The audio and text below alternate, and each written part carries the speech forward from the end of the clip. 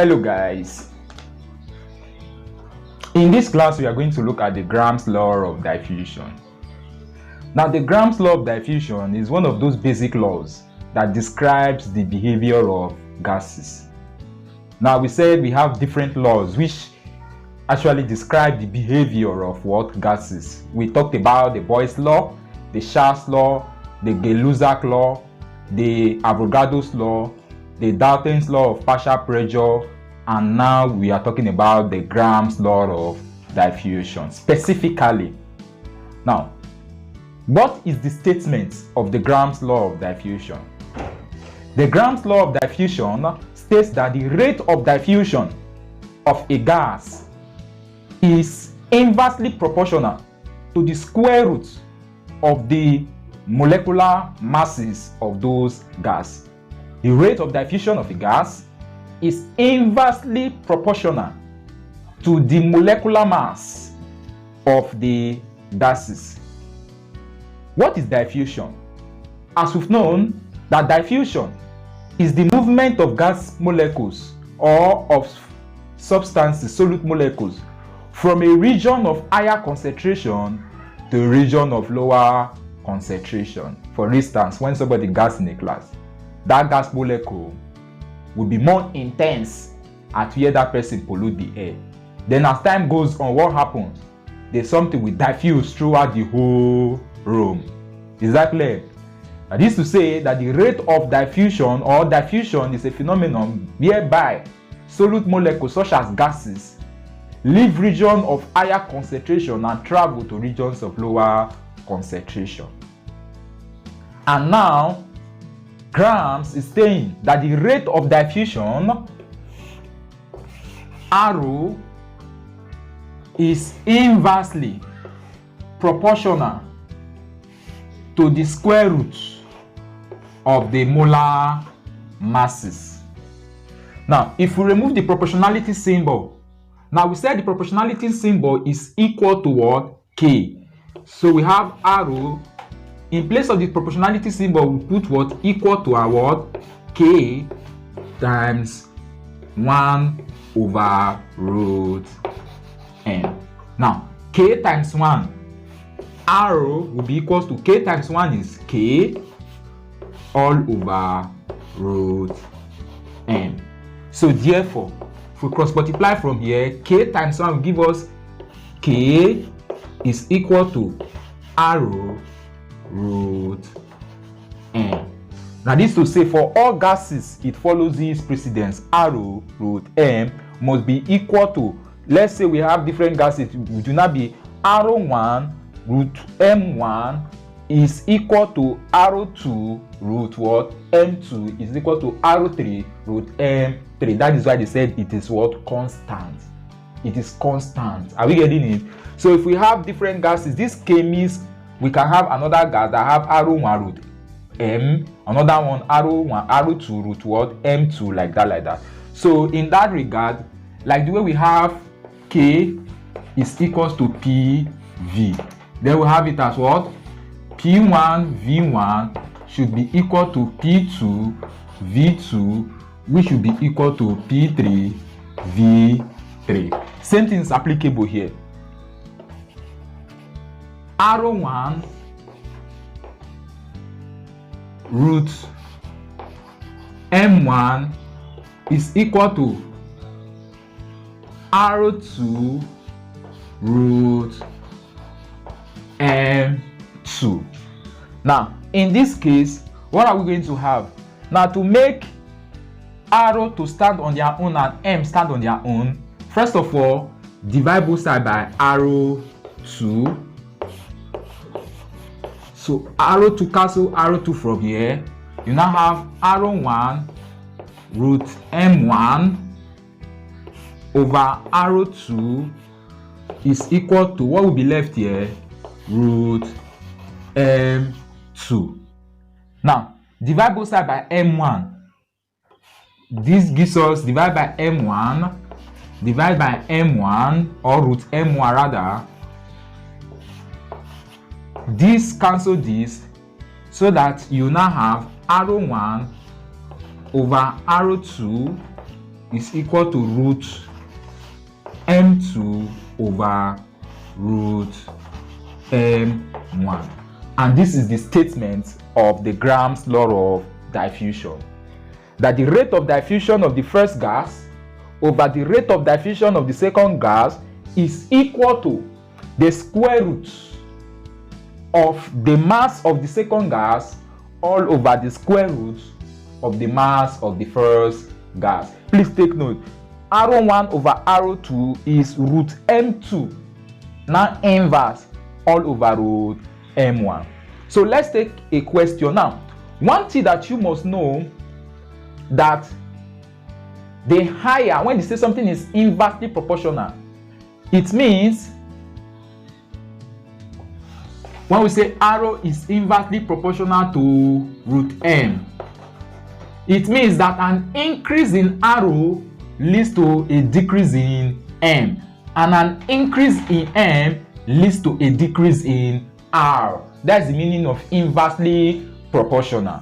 That's the meaning of what? Inversely proportional. For instance, when you say somebody is inverse, it means it's the what? Opposite. When you do one, then automatically the opposite will happen to the other one.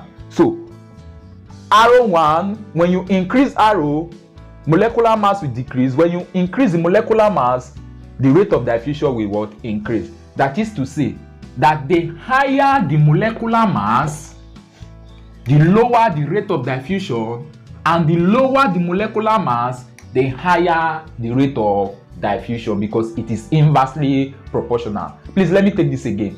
The higher the molecular mass, the lower the rate of diffusion, and the lower the molecular mass, the higher the rate of diffusion. So let's take the following questions.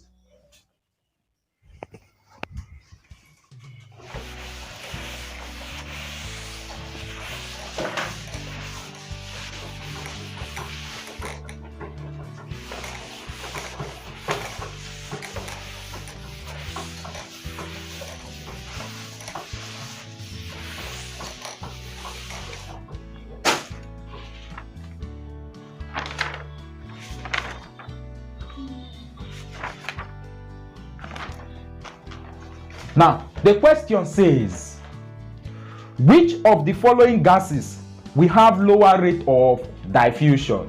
Which of the following gases will have a lower rate of diffusion? That is the question. So what do you think will be the answer? Which of the following has a lower rate of diffusion? What do you think will be the answer? Can you think? Can you think? Okay. I think if the rate of diffusion is inversely proportional to the molecular mass, that is to say that the atom or the molecule with higher molecular mass will have the lower rate of diffusion, and that makes fluorine the correct answer. Am I right? Now, you are given which of the following gases will have a lower rate of diffusion. You have option A, hydrogen, option B, nitrogen, option C, fluorine, and option D, I think oxygen. Which of them will have the lower rate of diffusion? Now, the rate of diffusion is inversely proportional to the molecular mass. That is to say that the higher the molecular mass, the lower the rate of diffusion. Are we getting it now? So the one with the highest molecular mass here, we have the lowest rate of diffusion. Now, hydrogen has molecular mass of, atomic mass of 1 times 2 hydrogen here, giving us what? 2 grams per mole. So the molecular mass of H2 is 2 grams per mole. That of nitrogen is 14 times how many grams of nitrogen there? 2, which is 28 grams per mole. Now, that of fluorine is about 18 also. It's about 18, which is, it's about 18, which is 18 times 2, and this gives us 36 grams per mole. And that of oxygen is about 16. 16 times 2 is 32 gram per mole. So you discover that the one with the highest atomic molecular mass, we have the lowest what? We have the lowest rate of diffusion, and that makes fluorine of 36 the correct answer with the lower rate of diffusion. Now let's take a calculation question under this. Now we have a question that says a gas diffuses at a rate half as fast as oxygen. Find the molecular mass of the gas using the Gram's law of diffusion formula. Now the Gram's law of diffusion formula given was R1 over R2 is equal to the root of M2 over M1. A gas diffuses at a rate half as fast as oxygen. Find the molecular mass of the gas using the Gram's law of diffusion. Now, first of all, we need to establish the relationship between the rate of diffusion of the two gases. Now, you are told that the unknown gas, let's use RO unknown or ROUN as the unknown gas, diffuses half as fast as oxygen, which is, or let's use RO1 for the unknown gas and RO2 for oxygen. So RO1, which is the unknown gas, diffuses half as fast as oxygen. So oxygen will be what? RO2. Are we getting it now? So wherever you see RO1, you put half of what? RO2. Now from this, you should know that the gas should have a mass greater than that of oxygen. Is that clear? Because they say it diffuses half times the time that oxygen will diffuse. Say if oxygen is diffusing at, let's say, 10 seconds, this one is diffusing what? 5 seconds. That is to say that oxygen has a lower molecular weight than that what? Gas. Because we said that the lower the molecular weight, the higher the rate of diffusion. And oxygen is faster than that what? Gas. So RO1 will be equal to half of RO2. So wherever you see RO1, you put half of what? RO2. Now, the mass of oxygen, remember 2 is for oxygen, all the 2's are for oxygen. So M2 is the mass of oxygen. The mass of oxygen is what? Oxygen gas is 16 times what? 2. Because 16 is the atomic weight of oxygen times 2 molecules here, or 2 atoms, will give us 16 times 2 is equal to 32 gram per mole. So 32 gram per mole is the mass or molar mass of oxygen in this question, or oxygen gas. That is it. Whenever you hear of oxygen gas, the molar mass is what? 32 gram per mole. Now, having given this, we substitute all this into the equation. It now becomes RO1. We said is half of RO2. So in place of RO1, what are we going to put? We put half of what? RO2. Is that clear? Yeah. So this becomes half RO2 over, what do we have here? RO2 will be equal to the root of M2 is the mass of oxygen, which is 32. M1 is the mass of the unknown gas, which is what we are looking for. M1 is unknown. So at the end of the day, this cancel this. What are we going to have? We are having 1 here and 1 here. RO2 cancel RO2 gives us 1, 1. Now half times 1 will give us half. Isn't it? Over 1. Anything over 1 is still the same that thing. So half over 1 is still the same. Equal to the root of 32 over M. Is that clear?